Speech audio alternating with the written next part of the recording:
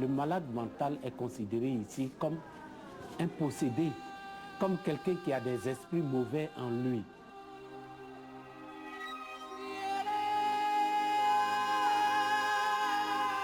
On ne peut pas continuer à laisser l'homme dans cet état. Des scènes qu'on croirait d'une autre époque, et pourtant.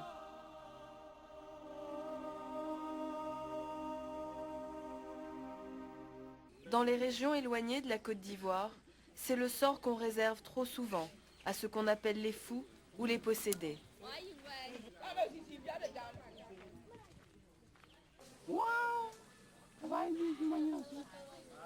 Kofi, c'est le fou du village voisin. Il a le pied enfermé dans ce bout de bois. Cela fait 10 ans, ou peut-être plus. On ne se souvient plus très bien ici, tellement ça fait longtemps. On se souvient d'une chose, c'est qu'il devenait dangereux et redoutable, et qu'il fallait que ça cesse. Il prend le bois pour blesser les enfants. Mais nous, le grand, on prend machette, il va contre nous. Donc, il a attrapé pour mettre dans le bois. Il est subitement devenu fou, dit-on. En fait, Kofi est schizophrène, on le saura plus tard. Mais au village, on ne savait pas comment empêcher ses délires. Les hôpitaux sont loin et coûtent trop cher. On l'a donc emprisonné dans ce tronc d'arbre.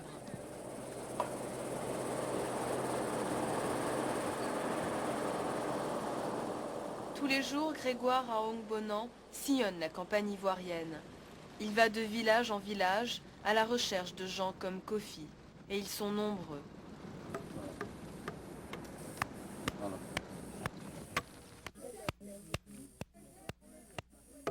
Lève le morceau là. Ça va coincer dessus. Maintenant, tu es libre. Tu es content d'être libre? Grégoire, originaire du Bénin, est une sorte de psychologue ambulant. Ce ne sont pas les malades qui vont vers lui, mais lui qui va vers eux.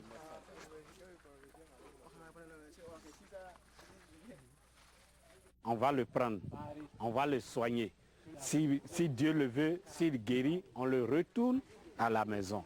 Après une dépression qui a failli lui coûter la vie il y a 20 ans, Grégoire décide d'aider ces personnes démunies. Kofi, bon, je vais t'enlever le bois aujourd'hui. Hein? Et puis tu vas partir avec moi. T'as compris? Hein? On va s'occuper de toi. T'as compris?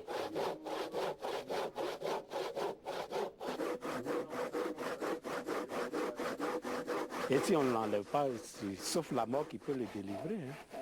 Sauf la mort qui peut le délivrer.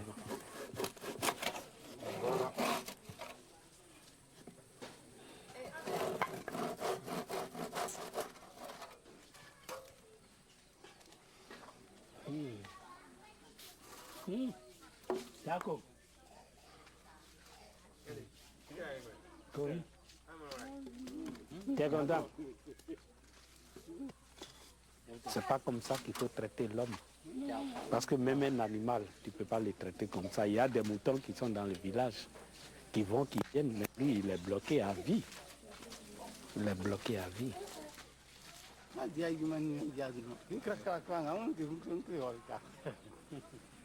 Tu es content, non? Moi, je suis content parce que tu seras libre. La libération de Kofi est tout un événement pour les villageois. Déconcertés, ils assistent à la scène. On se tient quand même loin, on ne sait jamais. Pas d'au revoir, ni d'accolade.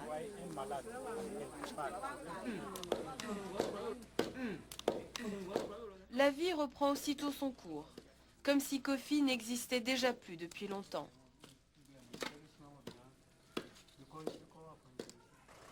Un seul sentiment perceptible, c'est le soulagement. Soulagé de le voir libéré et partir. Vraiment, je suis tellement content. Je ne sais pas comment il a dit quoi. La voiture est pleine. Grégoire retourne au centre qu'il a créé il y a une dizaine d'années. Il traverse la brousse avec à son bord 2 nouveaux patients, enfin libres. La route est longue, 3 heures avant d'arriver au centre Sainte-Camille. Là. Ici, ce sont les anciens malades qui accueillent les nouveaux venus. On va faire d'ampoule là ici. devant la pharmacie. Ils sont plus de 700, ayant vécu le même sort que Kofi.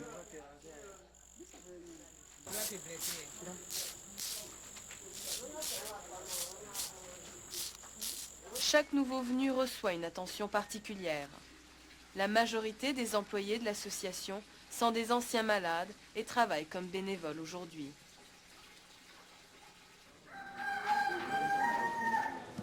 Déjà le lendemain, Kofi est devenu une nouvelle personne.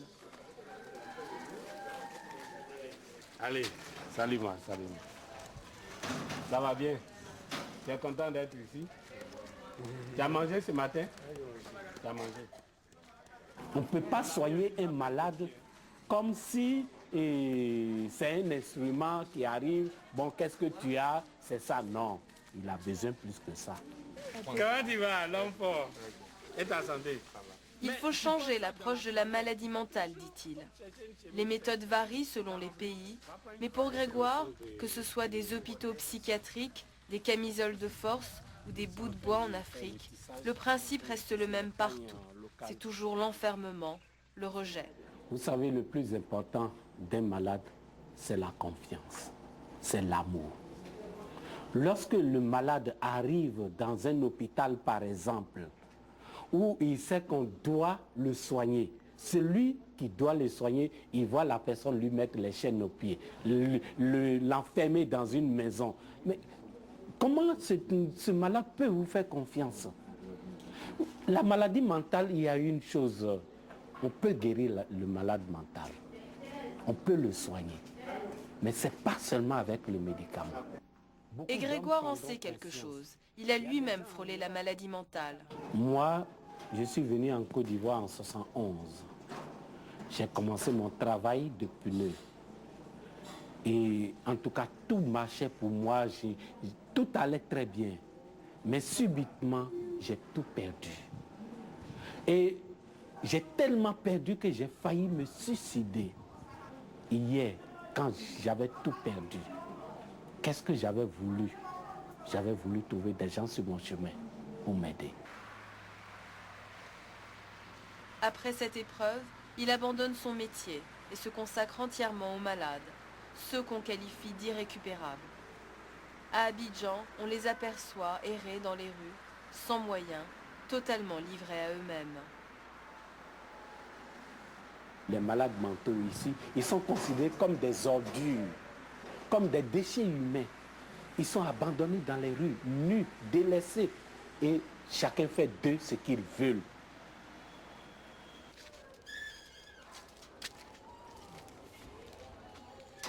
Grégoire est un peu devenu leur sauveur. Il les trouve un peu partout dans le pays et les ramène dans son centre.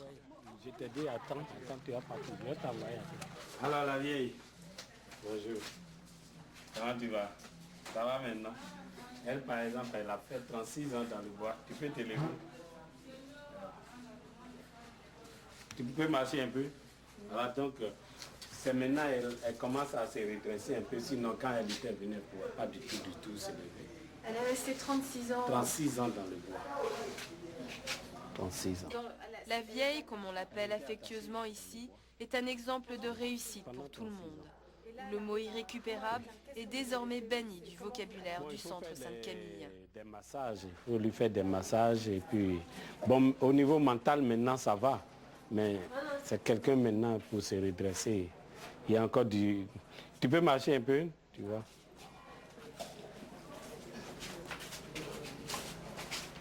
L'association vit grâce à la Providence, dit Grégoire. Elle ne reçoit aucune subvention gouvernementale et c'est à l'aide de quelques dons de charité que le centre réussit à avoir sa pharmacie, par exemple. Pardonne nos péchés, Seigneur Jésus. Chaque patient coûte environ 3 $ par jour. Avec en moyenne 700 personnes, le centre